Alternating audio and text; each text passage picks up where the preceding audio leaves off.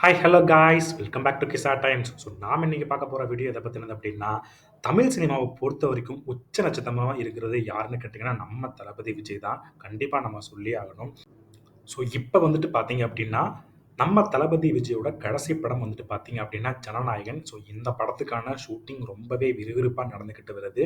அதே சமயத்தில் வந்து பார்த்தீங்கன்னா, கட்சி பணிகளில் கொஞ்சம் கூட சோர்வடையாம அதே தீவிரமா கட்சி பணிகளையும் செஞ்சுட்டு வராரு.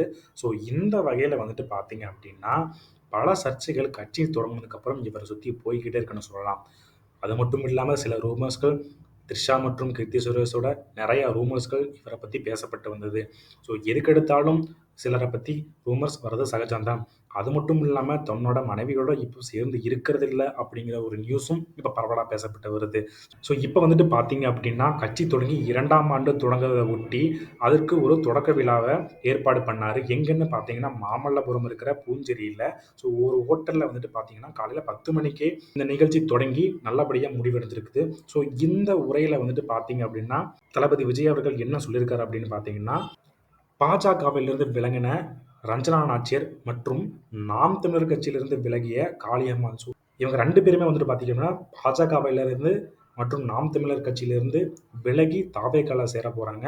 ஸோ இதனால வந்துட்டு பெரிய பாதிப்புகள் ஏற்படுமா தாவேகா கட்சிக்கு? அப்படிங்கிற மாரியும் சில கேள்விகள் எழுந்துள்ளது. ஸோ இந்த ஒரு முடிவ நீங்க எப்படி பார்க்குறீங்க? அப்படிங்கிறத மறக்காம கமெண்ட் பண்ணிட்டு போங்க. ஸோ இதே மாரியான இன்ட்ரஸ்டிங்கான நியூஸ் உங்களுக்கு வேணும் அப்படின்னா, மறக்காம நம்ம சேனல சப்ஸ்கிரைப் பண்ணிட்டு, இந்த வீடியோவ நீங்க சப்போர்ட் பண்ணுங்க.